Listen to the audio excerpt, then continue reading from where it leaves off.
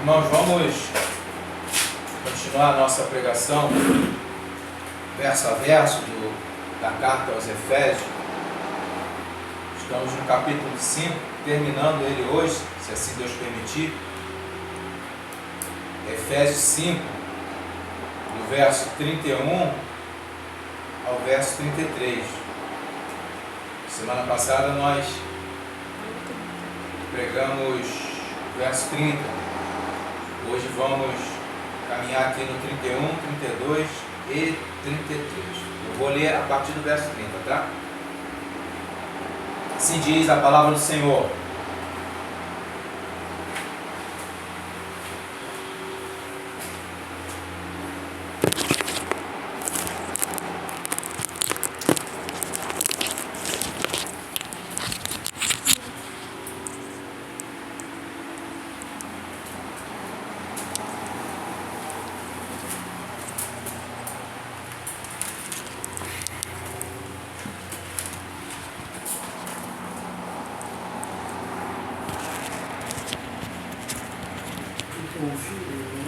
Não.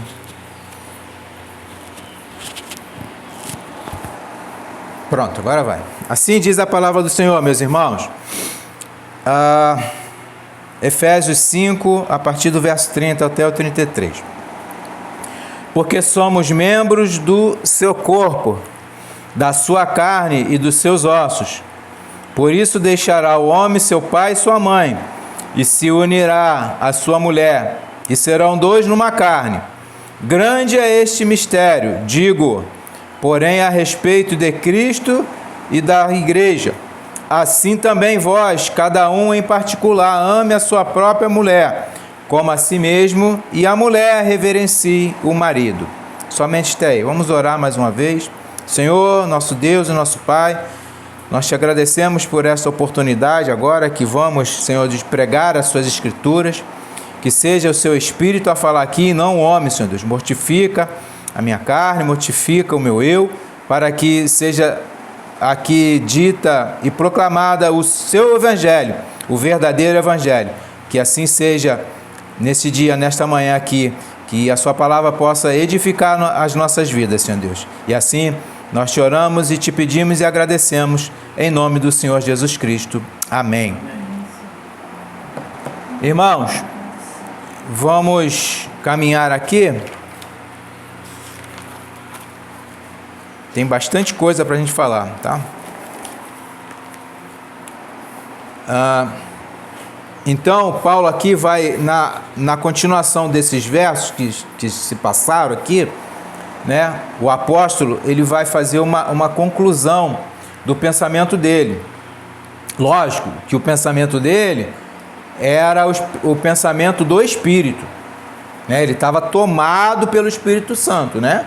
Ele não falava dele mesmo, né? Ou seja, ele estava inspirado pelo Espírito Santo. E Paulo, nessa inspiração, está cheio do Espírito Santo, ele vai citar aqui Gênesis 2:24, usando esse versículo em duas aplicações. A primeira delas, ele vai aplicar esse texto literalmente ao casamento. A segunda aplicação, ele vai aplicar esse texto espiritualmente a Cristo e à igreja, né? Então ele usa essas duas vertentes aí para aplicar o texto, né? E ele também, irmão, ele dirá que isso é um grande mistério, né? Ele vai falar que isso é um grande mistério. A gente vai chegar lá. E ele finaliza esse assunto nesse grande parágrafo, nessa perícope.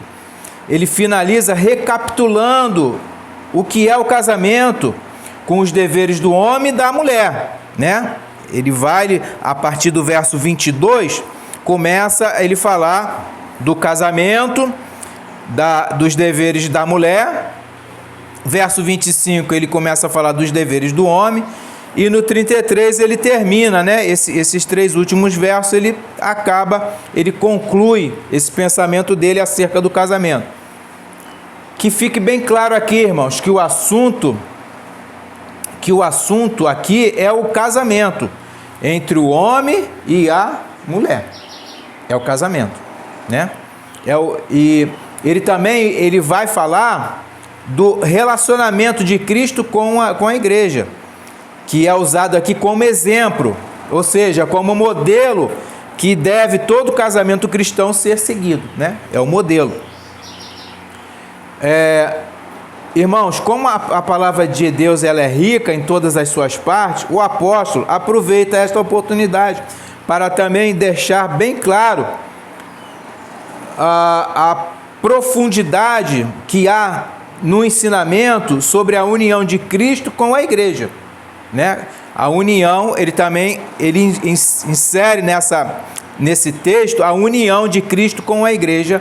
Aproveitando dele falar do casamento, ele faz essa comparação e ele consegue unir essas duas coisas, o casamento entre homem e mulher e o casamento de Cristo com a igreja, a sua noiva, né? Nos versos 29 e 30, meus irmãos, nos foi ensinado que o Senhor Jesus é quem alimenta e sustenta a sua igreja, né? A gente viu isso semana passada. Porque nós somos o seu corpo e a sua carne e os seus ossos. No verso 31, agora, em questão, que vamos adentrar, o apóstolo vai citar Gênesis 2, 24, para nos ensinar que tipo de união é essa, ou seja, qual é a profundidade desse assunto. Diz assim o verso 31, por isso deixará o homem seu pai e sua mãe, e se unirá à sua mulher, e serão dois numa carne. Ele cita literalmente Gênesis 2, 24. Então, irmãos, primeiramente, eu quero apresentar aos irmãos aonde ocorre mais essas citações, além daqui, correto? Além daqui de Efésios 5, 31, além de Gênesis 2, 24. Então, eu vou discorrer aqui em dois textos. Mateus 19 é o primeiro deles. Eu só vou ler porque é um texto paralelo, né? Mateus 19, versos 5 e 6.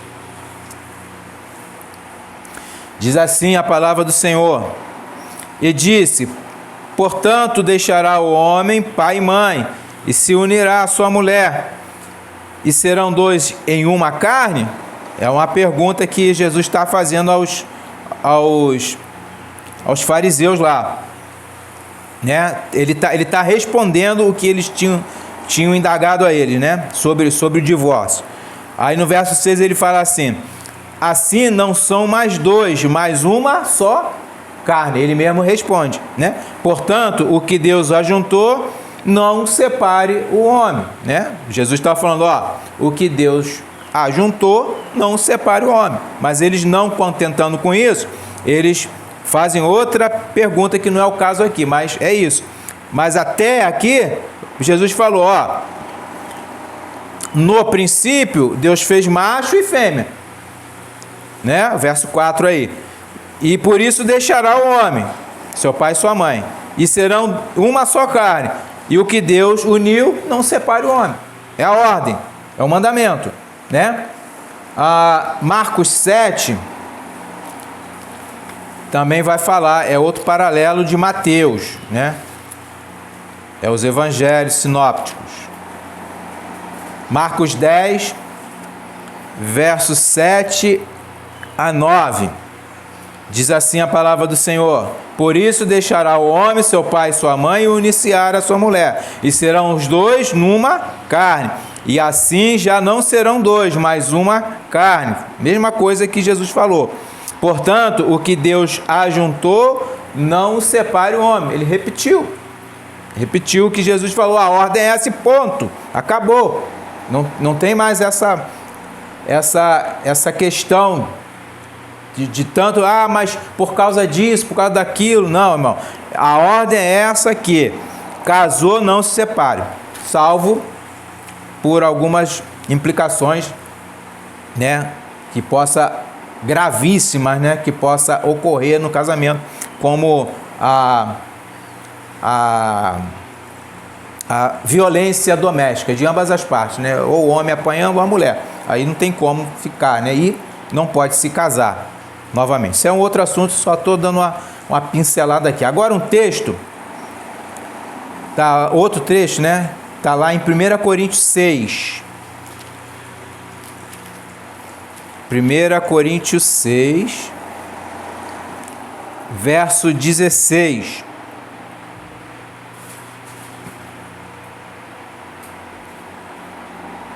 Ele vai dizer assim: ou não sabeis que o que se ajunta com a meretriz faz-se um corpo com ela?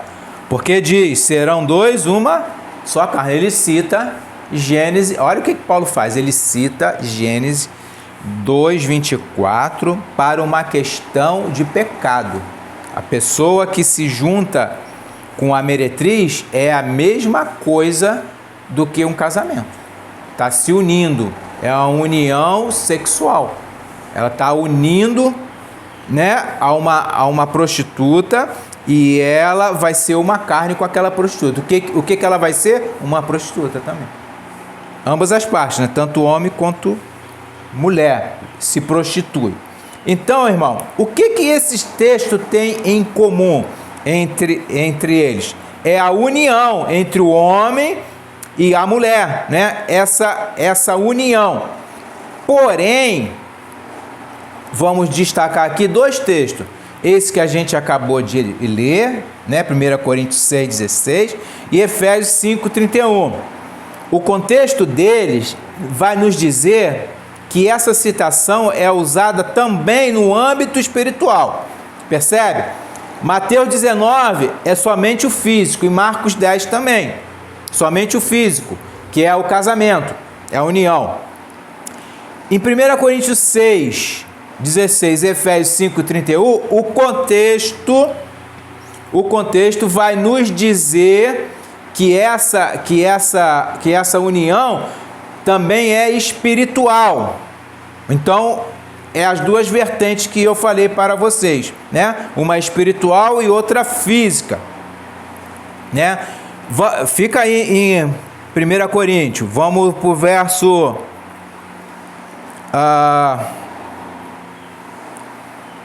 verso 13. Verso 13, ele diz aqui, ó, 1 Coríntios 6, verso 13: os alimentos são para o estômago, e o estômago para os alimentos. Deus, porém, aniquilará tanto um como os outros. Mas o corpo, ó, não é para a fornicação. Ó, o corpo não é para a fornicação. O que é fornicação? Né? Imoralidade sexual. Senão para o Senhor, e o Senhor para o corpo. Vê que Paulo une aí o físico, compara o físico com o espiritual. Com o espiritual. Nós somos o quê? O corpo do Senhor. E o Senhor é para com a gente. Ele vai falar aqui, ó, ora, Deus, que também ressuscitou o Senhor, nos ressuscitará a nós pelo poder. Não sabeis vós que os vossos corpos, ó, são membros de Cristo? Espiritual. Né? Tomarei, pois, os membros de Cristo e os farei membros de uma meretriz? Não, por certo. Aí vem o 16. Ou não sabeis que o que se ajunta com a meretriz faz-se um corpo com ela? Porque diz, serão dois uma só carne. Ele cita Gênesis 2:24. Ele cita Gênesis 24 falando, ó, isso é físico e espiritual. Se você se ajunta, né, fisicamente com uma meretriz, você vai também atacar o espiritual, não somente o corpo, mas o espiritual. Você vai se contaminar espiritualmente e fisicamente. Olha o 17, ó. Ele volta pro espiritual aqui. É a mesma coisa que ele faz em Efésios lá. Mas o que se ajunta com o Senhor é o mesmo Espírito. É espiritual a nossa junção com Jesus. Mas a nossa junção com a meretriz é física, mas ataca o espiritual. ela tem uma consequência no espiritual. E no 18 ele alerta, ó, fugir da fornicação, da imoralidade, né?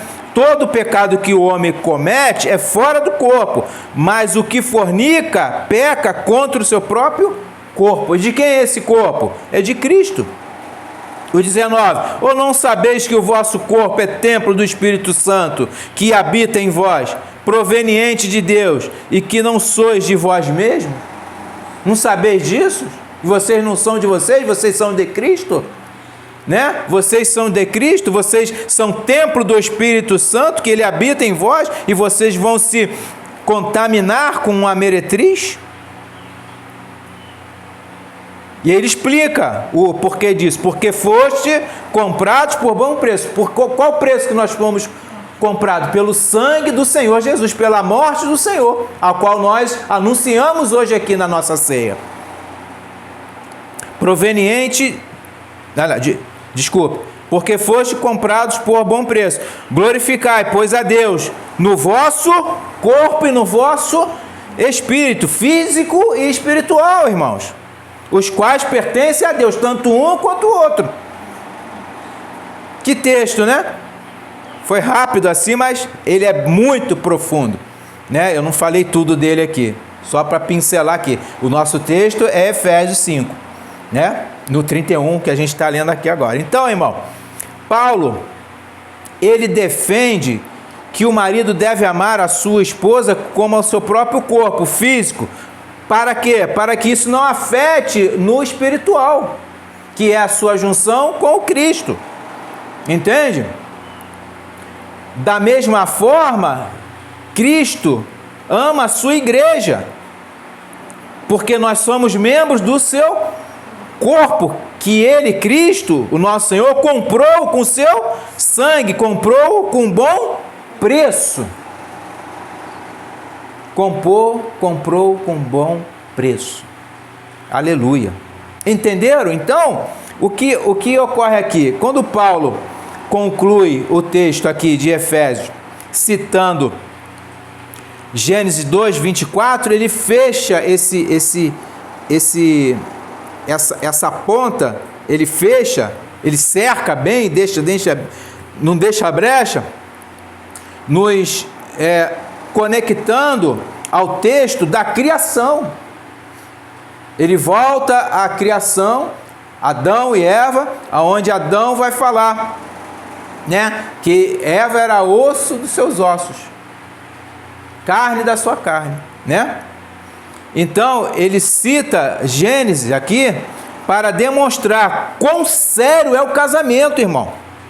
Essa união que transformam dois em uma só carne, não em uma pessoa. Entenda isso, são duas pessoas distintas, o homem e a mulher, duas pessoas distintas, né?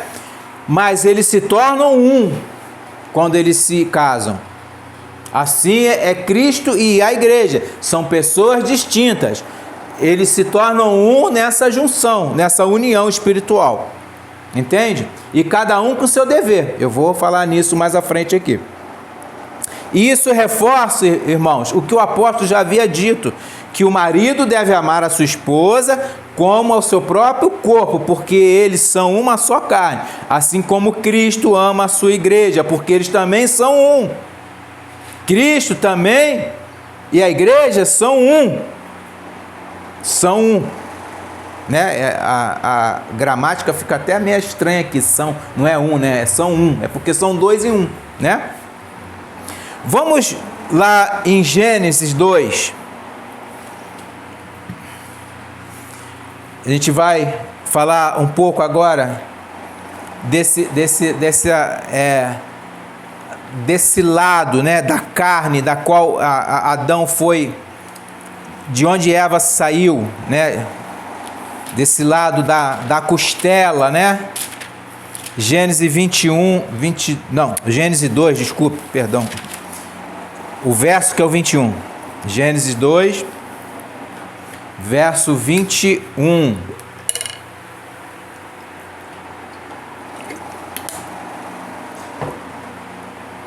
Diz assim a palavra do Senhor, vamos até o 24, tá?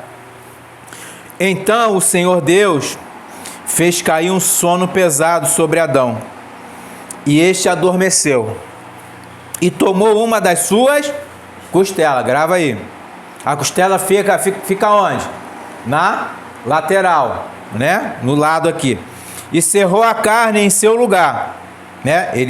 Deus abre a carne dele, tira uma costela, depois ele serra, ele fecha aquele local, é fechado. Provavelmente ficou uma cicatriz, provável, não se sabe, não sei, né? Só estou aqui fazendo análise. E da costela que o Senhor Deus tomou do homem, formou uma mulher e trouxe a Adão, né? Dessa costela, Deus formou uma mulher. Aí Adão, que já estava acordado, disse: esta é agora osso dos meus ossos e carne da minha carne. Essa será chamada mulher, em algumas traduções varoa, porquanto do homem foi tomada. Aí ele diz, portanto, aí é o texto. Portanto, deixará o homem, o pai e a sua mãe, e apegar-se-á a sua mulher, e serão ambos uma carne. Por que ele está falando isso? Porque a mulher foi tirada do homem, tirada da costela de Adão. Então, e aí ele faz aqui um mandamento que ele é perpétuo. O homem vai sair da sua casa, a mulher também, e apegar-se a mulher, porque a mulher é carne da sua carne, osso do seu osso. É isso. Entende? E serão ambos uma carne, uma só carne. Então, irmãos, o que ocorre? Esse lado da costela, presta atenção, a gente vai agora para o espiritual. Adão foi o primeiro homem, certo? Quem é o segundo Adão? Cristo. A Bíblia diz que ele é o segundo Adão. Pelo primeiro Adão entrou o pecado. Pelo segundo Adão saiu o pecado. A Bíblia diz isso, né? Mas esse lado da costela, isso tem um simbolismo muito grande. E esse simbolismo está na cruz. Vamos em João. Preste atenção nesse texto, irmão. Isso é lindo demais. João 19.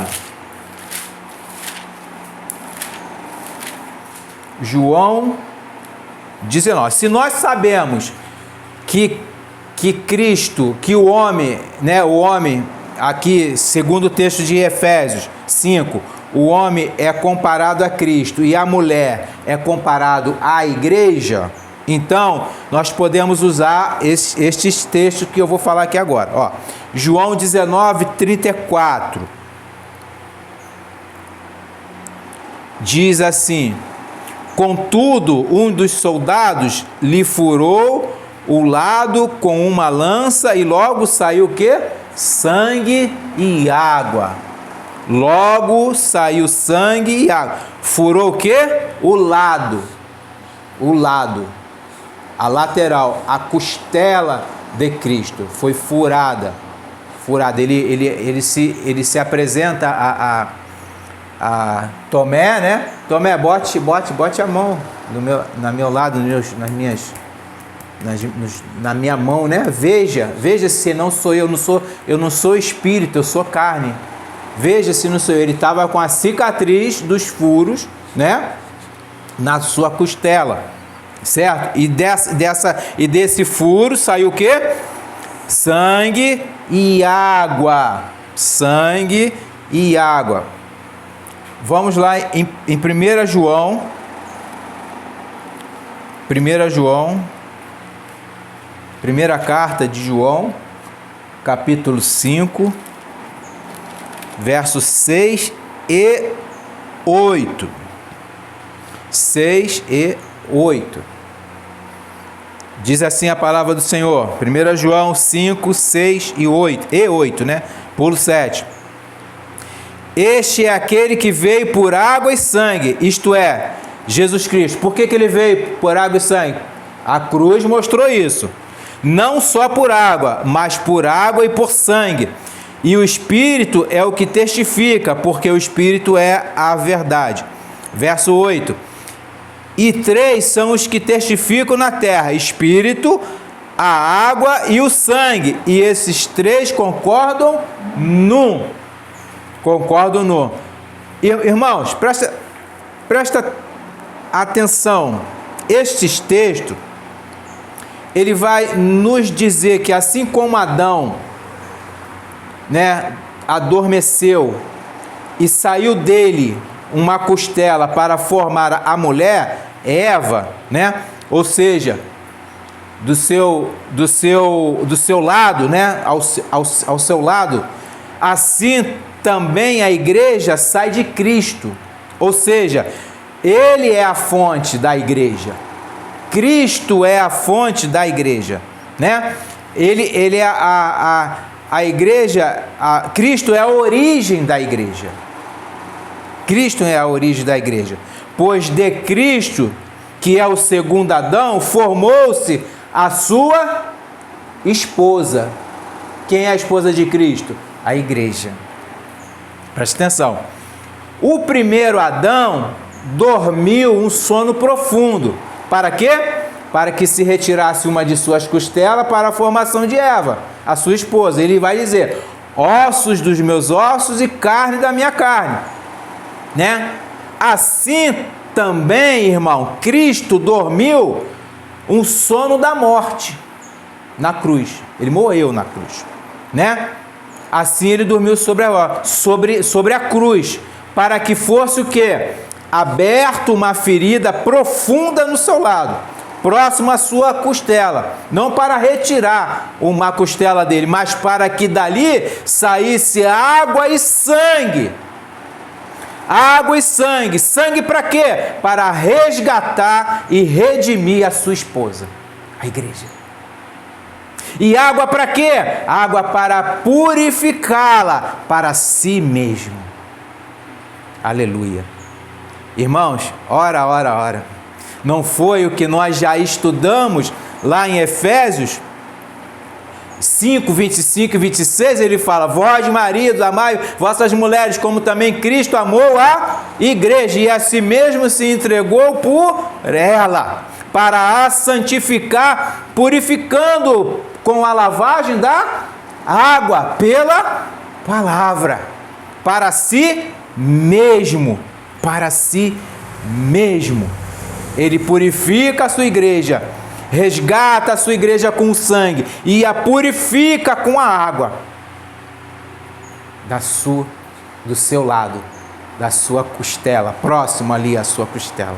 Isso é maravilhoso. Então, o primeiro Adão dorme um sono e é formado da sua costela a mulher.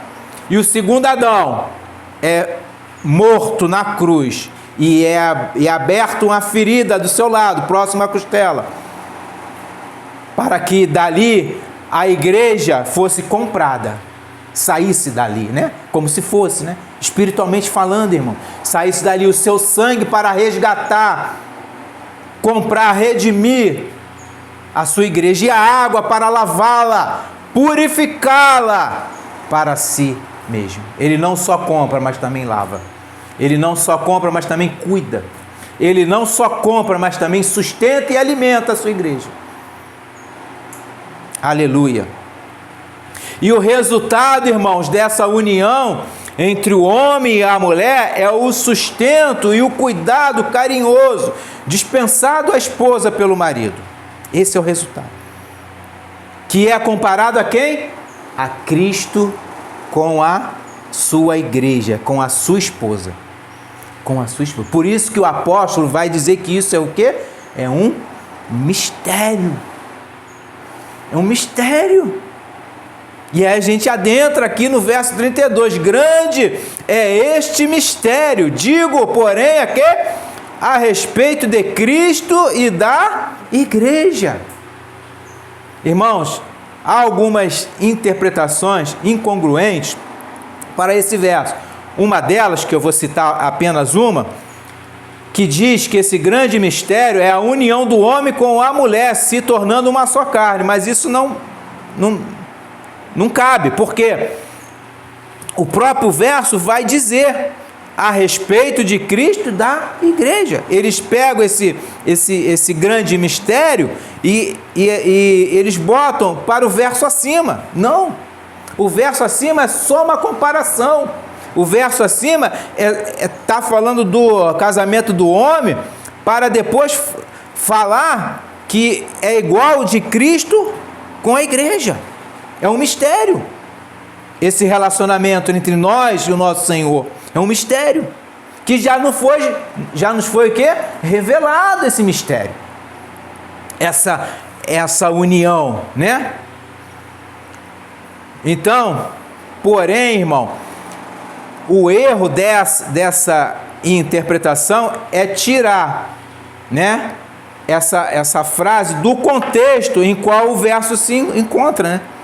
Existe um contexto sendo trabalhado ali. Então, não há como a gente fugir disso, né? Quem foge disso é o que eu sempre falo, vai para o mato. Vai ver coisas que não quer ver, mas vai ver. Então, irmãos, é com essa interpretação que nós vamos trabalhar, que é o grande mistério entre a igreja e Cristo. É com essa interpretação, não com a outra. Um texto que podemos observar que o apóstolo Paulo trata tanto do físico como do espiritual é o que nós lemos lá em 1 Coríntios 6, do verso 13 até o 17. E vocês podem perceber que Paulo transita entre o físico e o espiritual, assim como ele faz em Efésios. Ele vai transitando, né, entre o físico e o espiritual.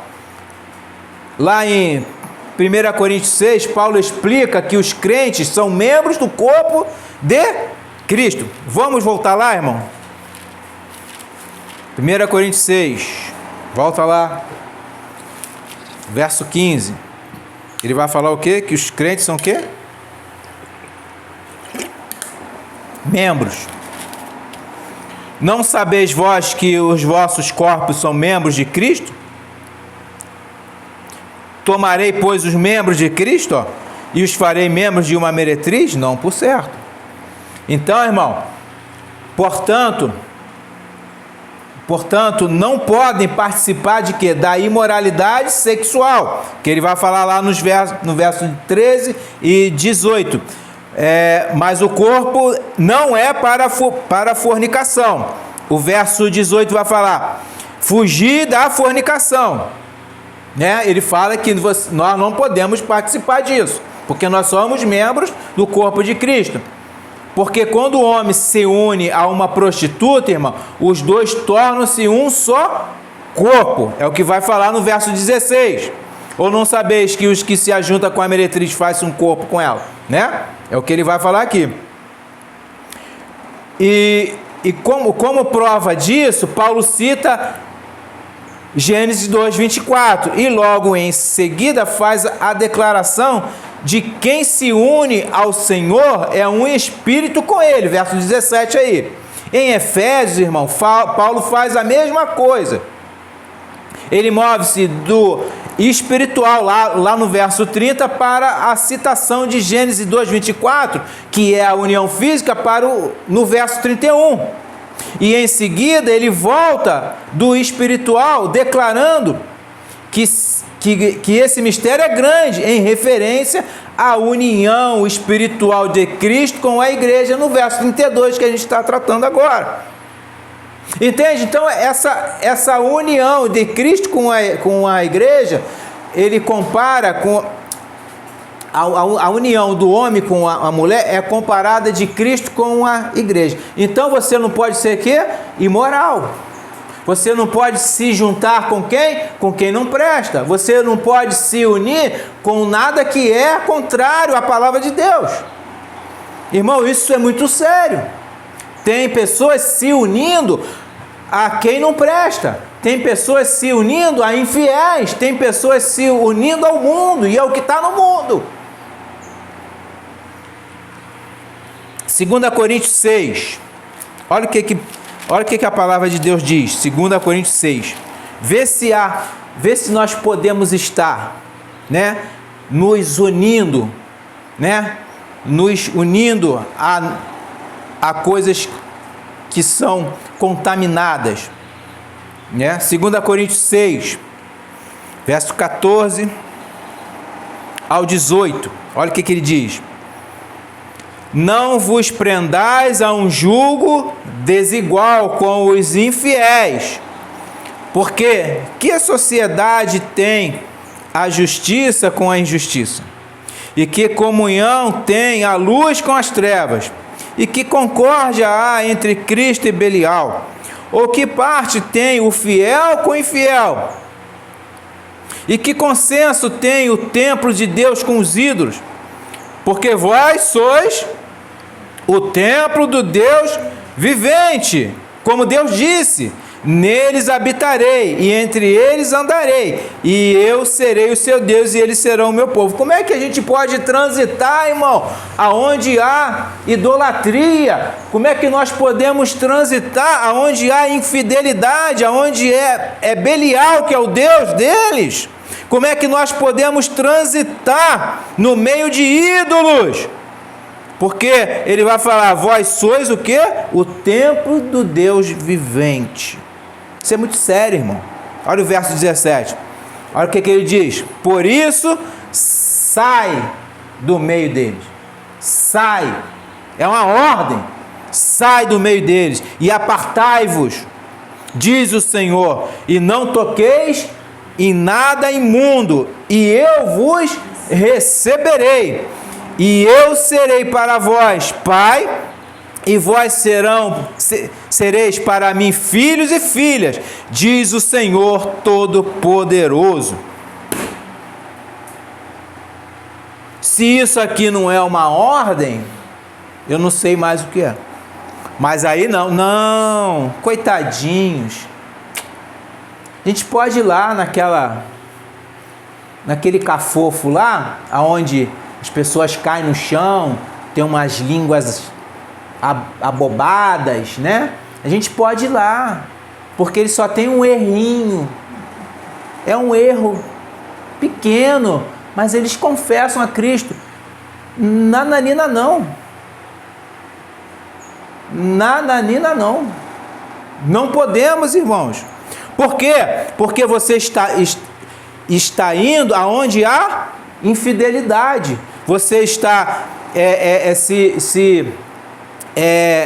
tendo comunhão com ídolos. Qual é o ídolo deles? Chamado livre-arbítrio. É o ídolo deles. Eles chamam o ídolo deles de livre-arbítrio. Eles renegam as doutrinas da nágua. Eles rejeitam a eleição. Eles rejeitam a predestinação. Eles rejeitam a obra de Cristo. Eles rejeitam a expiação limitada, eles rejeitam. Então, como é que nós podemos ter comunhão com essas pessoas? Não tem, é proibido. A Bíblia nos proíbe, não sou eu, não são vocês, é a Bíblia que nos proíbe, porque essa contaminação é um falso evangelho que tá sendo disseminado no Brasil e no mundo. É um falso evangelho, é um caminho que não é o caminho de Deus, é um outro caminho, é o caminho de Belial. Belial está no meio disso aí. Belial está no meio, está fazendo parte. Então, nós não podemos o quê? Estar no meio, porque eles são infiéis. Infiéis. Mas qual é a nossa posição? Orar pela vida dessas pessoas. Orar, para que Deus possa ter misericórdia e tire eles do engano. Mas se Deus não tirar, não podemos fazer nada. Eles continuam sendo infiéis. Não são coitadinhos. Não são. Eles são obstinados. Eles são teimosos. É um povo que nós temos experiências largas aqui em outras igrejas, que nós vimos o quanto eles são obstinados, o quanto eles rejeitam a palavra de Deus. As doutrinas da graça são pisadas por eles, porque eles não aceitam aquilo. Eles querem ter a liberdade de fazer o que eles quiserem, o tal do livre-arbítrio. É o Deus deles. É o Deus pelagiano. Pelagiano. É isso.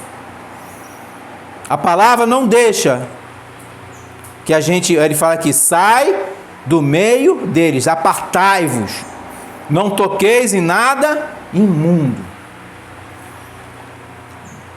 Não é isso que ele falou? E eu vos receberei, verso 17. Mais claro do que isso, né? Tem outros textos aqui, mas eu não vou entrar nos outros textos, senão a gente não vai concluir aqui os textos de Efésios. E é isso. A igreja de Cristo, ela tem que ser o quê?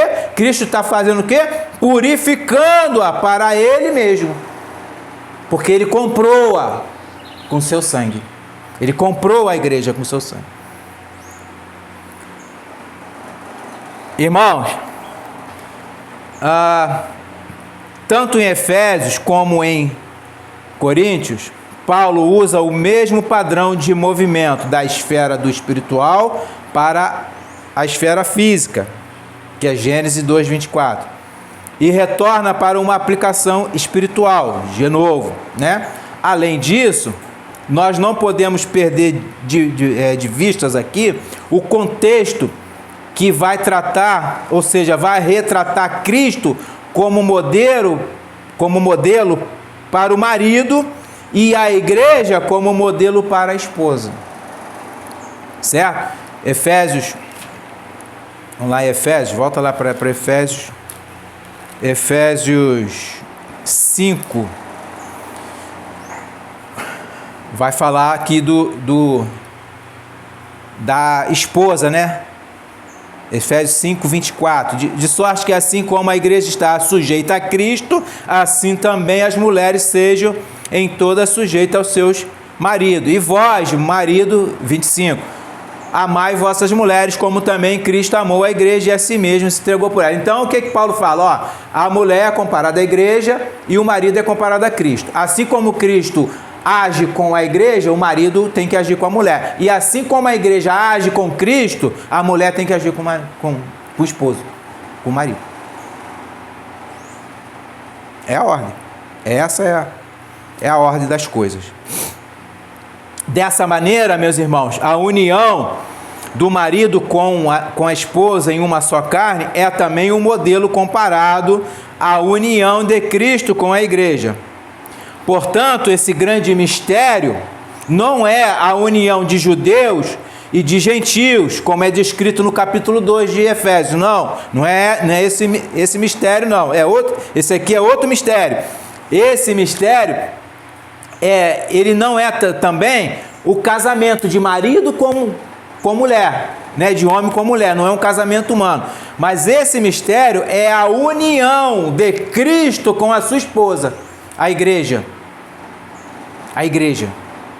Então, irmão, entendamos essa passagem que ela tem um duplo sentido, o físico e o espiritual. O texto que Paulo cita aqui, de Gênesis 2:24, mostra a relevância que a união de Cristo com a igreja tem para o casamento do homem com a mulher.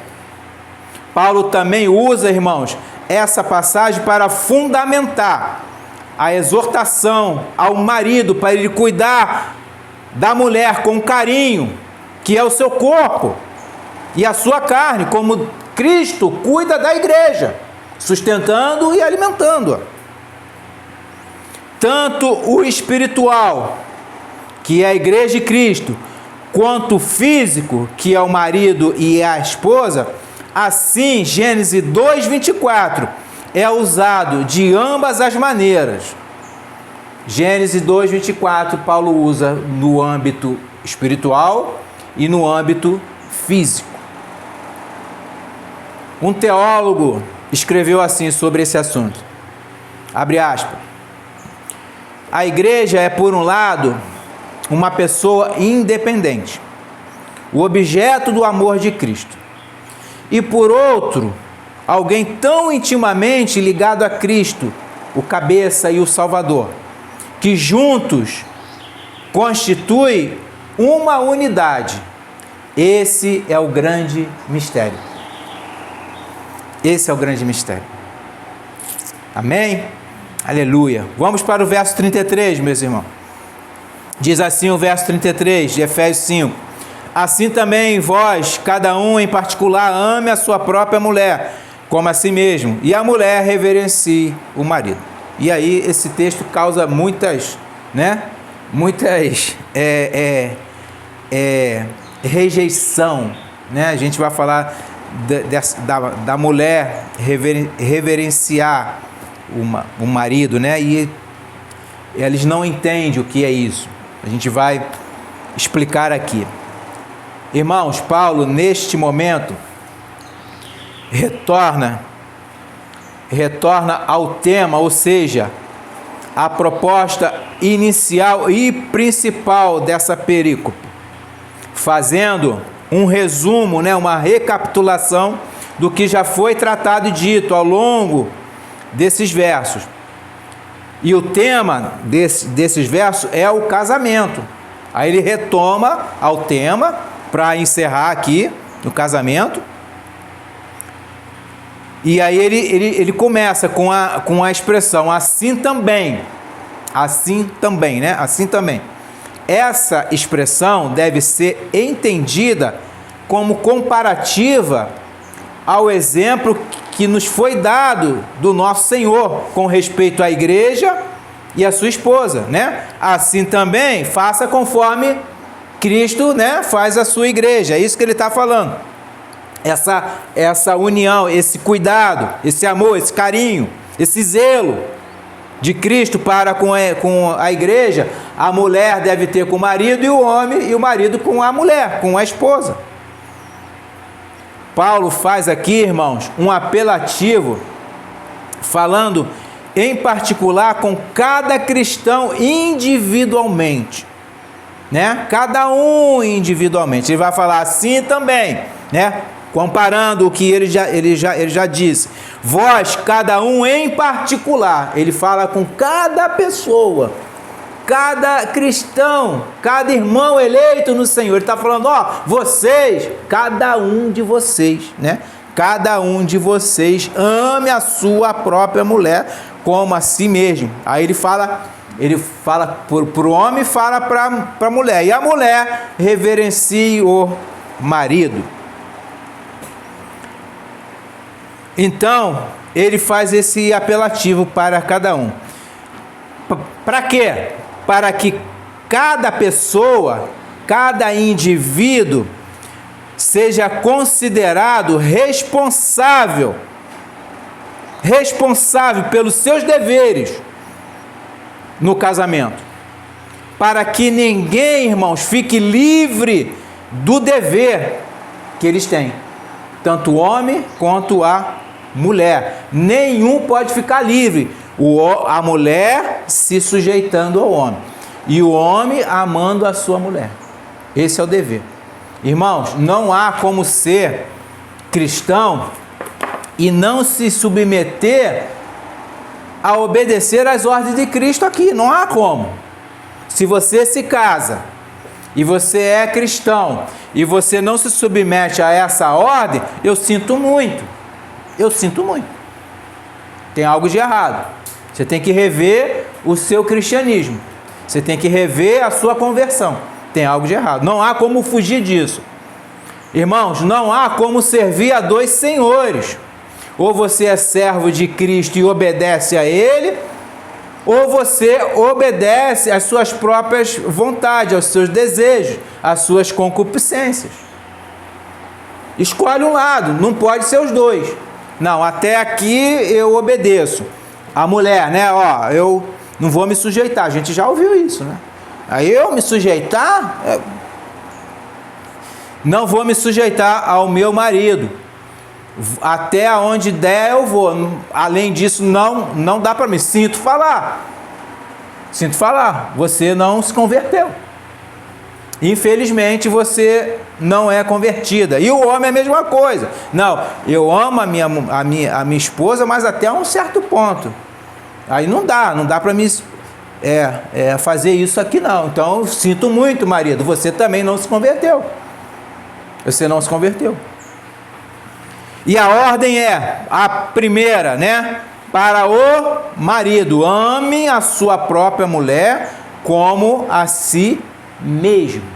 Irmãos, o objeto do amor contínuo de cada marido é a sua própria esposa. Por quê? Porque ela é a sua carne. Não foi o que Adão falou? Ossos dos meus ossos, carne da minha carne. O marido deve amar a sua esposa como a si mesmo, independente, irmão, se ela é cristã ou não. Não tem o caso? Exemplo, o homem, dois ímpios são casados, né? O homem se converte e a mulher não. E aí? Como é que faz? Vai se separar? Não, é proibido. Vai fazer o quê? Vai ter que ficar com ela, a não ser que ela vá embora. Aí a gente entra naquela cláusula lá de 1 Coríntios 7, se a parte que não é crente quiser ir embora, ela esteja livre, né, para ir, porque ela não é crente, é isso. Mas o crente não pode se separar, é isso que ele está falando. Então vamos lá, partindo para cá. Se a parte que é crente, que é o marido aqui, e a mulher não, ele vai ter que amá-la da mesma forma. Por quê? Porque você não vai amar a sua esposa pelo que ela é, ou que ela deixa de ser. Você vai amar a sua esposa e cuidar da sua esposa porque você ama a Cristo e você vai obedecê-lo, porque a ordem é essa. Porque nós somos o quê? Comparado ao Senhor. O Senhor amou a sua igreja, ela sendo o que dele? Inimiga. O homem era inimigo de Deus e Deus o amou primeiro, para depois nós amarmos ele. É isso. E aí? Né? Ou seja, irmãos, você vai amar a sua esposa com todas as suas imperfeições, assim como Cristo ama a sua igreja, que é imperfeita, que ainda não atingiu a perfeição. Nós ainda não pecamos? Pois é. Mas antes, ele cuida e sustenta e alimenta carinhosamente.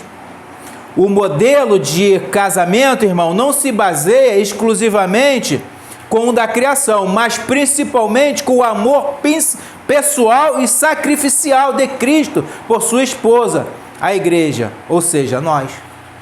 Entende? O modelo não é só o de Gênesis 2:24, não. É do sacrifício de Cristo, do amor pessoal que ele teve com a igreja. Ele o quê? Ele a comprou por um bom preço. Assim, irmão, a mulher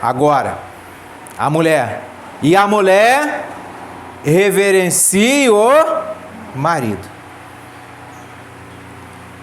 Da mesma forma, né? Ela vai reverenciar o marido em obediência a Cristo. Essa reverência, irmão, é você honrar o seu marido, você respeitar o seu marido, você obedecer o seu marido. Lógico, que ele esteja dentro da palavra, né? Você não vai ser capacho do seu marido, uma escrava do seu marido. Não, não é isso. Mas você vai honrá-lo, respeitá-lo, né? Porque você vai obedecer a Cristo primeiramente, honrando o seu marido, reverenciando ele. Não é assim que a igreja faz com o seu Senhor, Jesus Cristo? Ela reverencia, obedece. Teria que ser, né? Obedecendo ao Senhor, não importa, mesmo que cause dano. Presta atenção, mesmo que isso venha a causar dano, nós temos que obedecer ao nosso Senhor. Da mesma forma, a mulher. Da mesma forma, a mulher. A mesma ordem, irmão, permanece na questão de quem é o marido ou quem ele deixa de ser, se ele é crente ou não. E com todas as suas imperfeições, a mulher deve obedecer, se sujeitar e reverenciar ao seu marido, por amor de Cristo. Percebem que não é o que a pessoa vem a ser ou que ela tenha a te oferecer? Percebe que esse amor não é pelo que a pessoa é? Ah, fulano é tão bonitinho, eu amo meu marido por causa disso. Presta atenção, você deve amar o seu marido, e seu marido deve amar a sua esposa pela obediência que há em Cristo, obedecendo a Cristo. E aí, esse amor vai ser muito mais profundo do que um amor carnal, de pele. Isso acaba. Isso aqui acaba. Envelhece, tem todas essas coisas. Mas se você tem o amor de Cristo, é perpétuo. É perpétuo. Irmão, essas ordens, elas são incondicionais. Independente da condição do marido ou da mulher, se você é um casal crente, você vai ter que obedecer o que está sendo dito aqui em Efésios 5. Independente, irmão, se a mulher é sujeita ao marido, ou se o marido ama a sua esposa como ele deveria, independente disso, vai ter que obedecer. A obediência vem em primeiro lugar.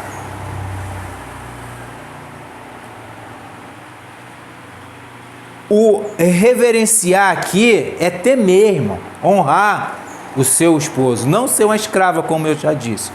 Você vai ser o quê? É como uma serva de Deus que você vai fazer isso. Pois ele, o seu marido, é o seu cabeça. Ele tem uma responsabilidade muito grande sobre vocês. Ele, o esposo, irá prestar conta da vida de cada esposa, porque ele é responsável, não só pela esposa, mas também pelos filhos, que nós vamos ver, se Deus permitir, na semana que vem, no capítulo 6 aqui, que ele vai falar dos filhos, como pais, né? Como pais. Então, o homem é responsável pela sua família, cai sobre as costas dele essa responsabilidade, e ele vai ser cobrado. Então, respeite seu marido. Respeite seu marido.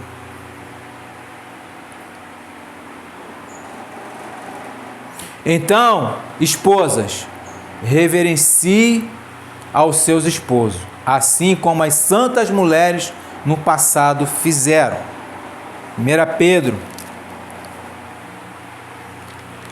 capítulo 3, versos 5 e 6.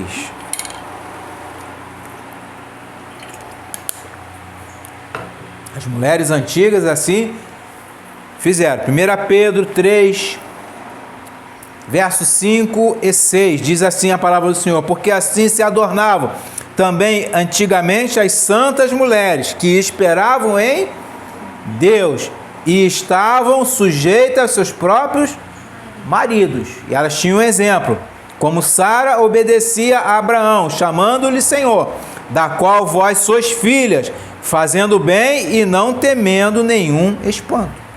É isso. Entende? É dessa forma assim, que nós, as mulheres, tenham como exemplo as santas mulheres. E aí eles falam, Pedro vai falar de Sara, né, que era obediente a Abraão, certo? E eu concluo aqui, meus irmãos. As esposas devem se sujeitar ao marido. Devem se sujeitar ao marido, assim como a igreja se sujeita a Cristo. Verso 24 lá, de Efésios. Os maridos devem amar a esposa, assim como Cristo ama a igreja. O casamento é a união de duas pessoas distintas que se tornam uma só carne, mas com as responsabilidades e deveres distintos também, que foram instituídos por Deus, não pelo homem. Portanto, irmãos, isso não possa ser objeto de divisão entre o casal, mas pelo contrário, que esse casal venha a ter um relacionamento amoroso e harmonioso, segundo as Escrituras, segundo a ordem de Deus. Pois foi instituído pelo próprio Deus, tanto o casamento como o andar no casamento. Né? A harmonia do casamento deve ser mantida como? Pela obediência dessas ordens. Assim como há harmonia entre Cristo e a igreja, na obediência da igreja para com seu Senhor. Se não houver obediência da igreja para com Cristo, é uma anarquia. Da mesma forma, se não houver obediência da esposa e do marido às ordens de Deus, vira uma anarquia. Por isso que há tanta separação, tanto divórcio. O objeto principal do casamento, irmãos, não é agradar a si mesmo e nem ao outro, mas sim é ver as ordens de Deus, que está aqui em Efésios, se cumprirem em cada pessoa.